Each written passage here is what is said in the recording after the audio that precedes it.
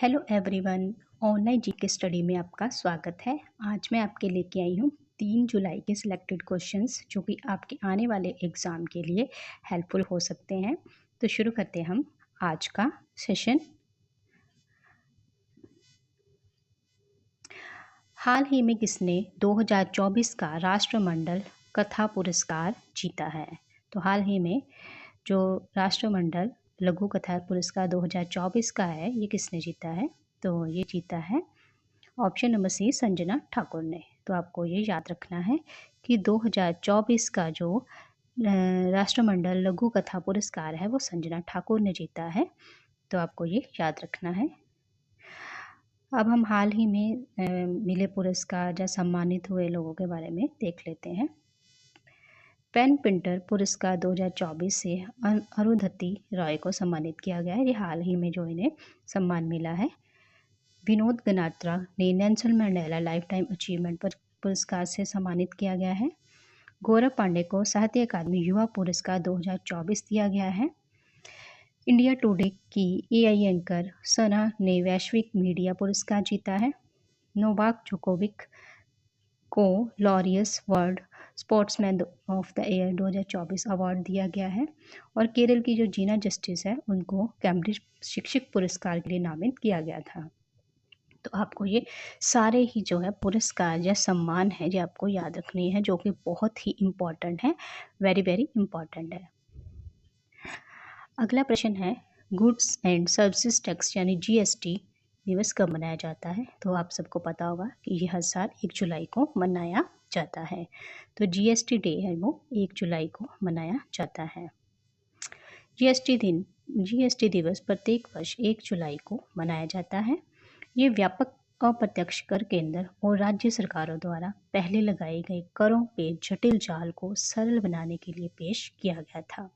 मतलब ज़्यादा टैक्स की जगह एक टैक्स। इसको अगस्त 2016 में एक महत्वपूर्ण मील का पत्थर हासिल किया था, जब संसद ने इसमें 101 का संशोधन यानी अमेंडमेंट नियम बनाया था। और बाद में इसको एट द एंड इसको जीएसटी को 1 जुलाई 2017 से ये कार्यान्वित किया गया है। तो ये बहुत इम्पोर्टेंट है। जीएसटी डे 1 जुलाई को मनाया जाता है।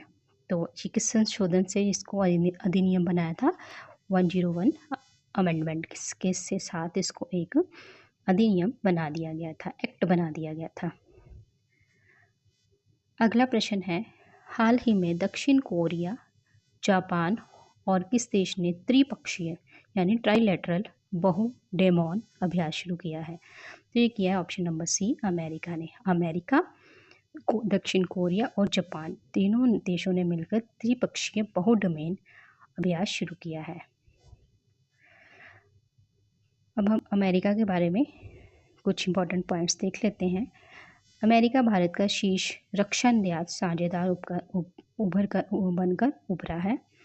अमेरिका के राष्ट्रपति ने अप्रवासियों को नागरिकता देने के लिए एक नए प्लान की घोषणा की है। अमेरिका ने भारत को 31 प्रीडेटर ड्रोन बेचने की मंजूरी दी है।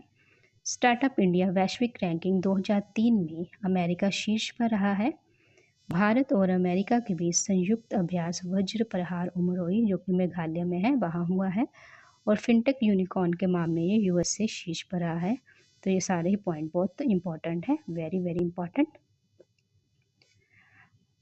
अगला प्रश्न है, high speed expendable aerial target अभ्यास का विकास परीक्षण कहाँ पूरा हुआ है? तो ये हुआ है ऑप्शन नंबर सी, उड़ीसा में। तो उड़ीसा में high speed expendable aerial target अभ्यास के विकास का परीक्षण हुआ है।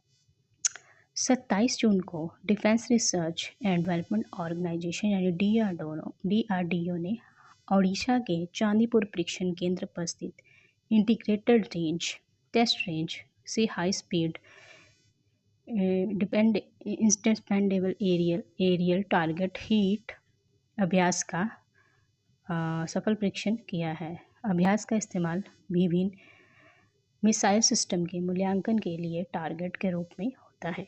तो आपको ये अभ्यास के बारे में याद रखना है, जो इम्पोर्टेंट है।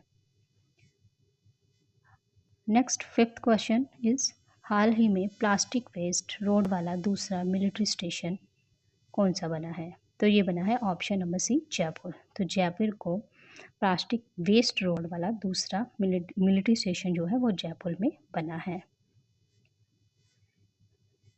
जयपुर मिलिट्री स्टेशन ने 26 जून 2024 को मेजर जनरल आर.एस. गोधरा के नेतृत्व में गुवाहाटी, असम में नारगी सैन्य स्टेशन के बाद भारत की दूसरी प्लास्टिक अपशिष्ट सड़क का उद्घाटन किया है। तो आपको याद रखना कि पहली नारगी सैन्य स्टेशन है, दूसरा है Jaipur military station.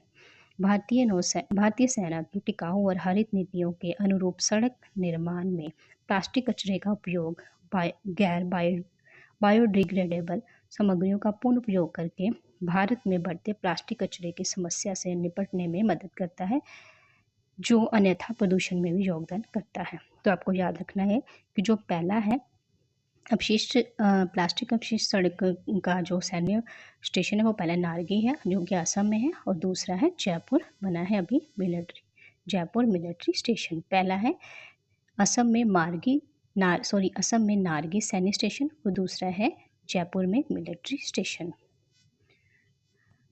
6 question is यूरोपीय परिषद के अध्यक्ष कौन चुने गए हैं? तो ये चुने गए हैं option number A, Antonio Costa. तो एंटोनियो कोस्टा को यूरोपीय परिषद यानी कि यूरोपियन यूनियन के अध्यक्ष के रूप में चुना गया है। पुर्तगाल के पूर्व प्रधानमंत्री एंटोनियो कोस्टा को यूरोपीय संघ की यूरोपीय परिषद के नए अध्यक्ष के रूप में चुना गया है। एंटोनियो कोस्टा बेल्जियम के चार्ल्स मिशेल की जगह लेंगे। अब हम बात कर लेते हैं यूरोपीय संघ की यानी यूरोपीय।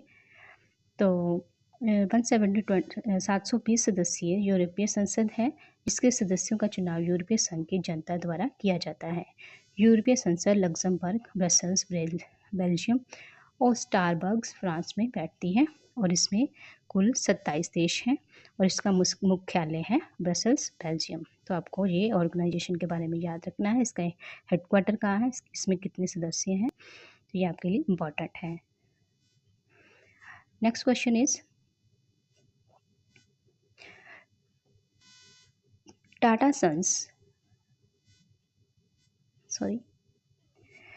सन्स ने कहा 650 करोड़ रुपए की लागत से मंदिर संग्रहालय बनाया है? तो ये बनाया है ऑप्शन नंबर बी, अयोध्या में। उत्तर प्रदेश के मंत्रिमंडल ने अयोध्या में मंदिरों का संग्रहालय बनाने के लिए टाटा सन्स के 650 करोड़ रुपए की परियोजना को मंजूरी दी है, जिसमें भारत के प्रसिद्ध मंदिरों के इतिहास और वास्तुकला पर प्रकाश डाला गया है। तो ये आपको याद रखना है, very important. Next question is सबसे मूल्यवान ब्रांड 2024 का खिताब किसे मिला है? तो ये मिला है ऑप्शन नंबर ए, टाटा समूह को। तो टाटा समूह कंपनी है, जो टाटा ग्रुप कंपनी है, वो सबसे वैल्यूएबल जो कि मूल्यवान ब्रांड बन गई है। टाटा ग्रुप ने भारत का सबसे मूल्यवान ब्रांड होने की स्थिति बनाए रखी है, जिसकी मूल्यवान वैल्यू $8.6 बिलियन है, जो कि पिछले वर्ष से 9% की वृद्धि हुई है। इसमें बात कर ले, पहले नंबर पे है सबसे मूल्यवान ब्रांड टाटा समूह, सेकंड है इन्फोसिस, थर्ड है HDFC ग्रुप का, LIC ग्रुप 4th नंबर पे, और 5th नंबर पे है रिलायंस समूह। तो आपको ये याद रखना है, that is very important. Next question is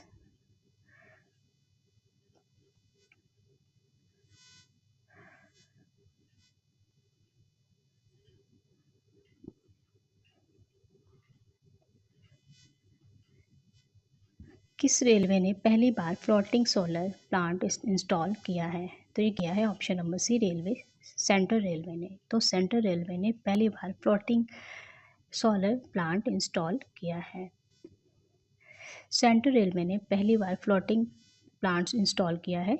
railway के यह कदम ग्रीन अर्थ के तहत लिया गया है।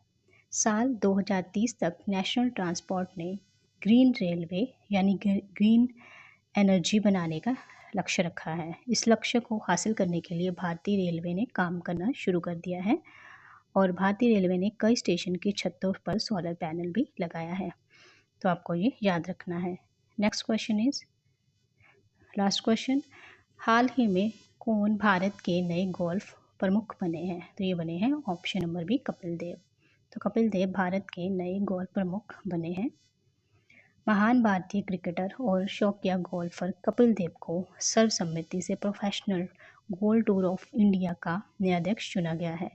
पिछले अध्यक्ष एच श्रीनिवासन द्वारा अध्यक्ष पद के लिए अपनी उम्मीदवारी वापस लेने के बाद कपिल देव को सर्वसम्मति से नया अध्यक्ष चुना गया है।